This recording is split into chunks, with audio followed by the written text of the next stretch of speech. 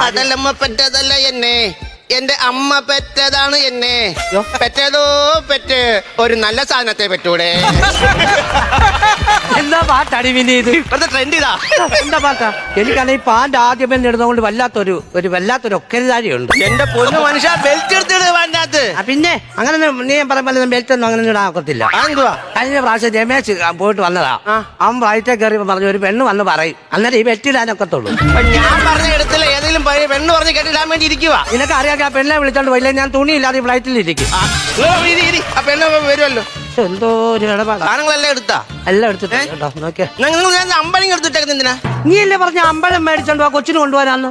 എന്റെ പൊന്നു മനുഷ്യ, അമ്പലം അല്ല 50 പഴം മേടിച്ചോണ്ട് വരണം കൊച്ചിന് കൊണ്ട് കൊടുക്കാൻ. 50 പഴമെന്നാണോ? പിന്നല്ലാതെ. അശോ എന്തോ പറയാ. ഉറക്കം വരുന്നാ?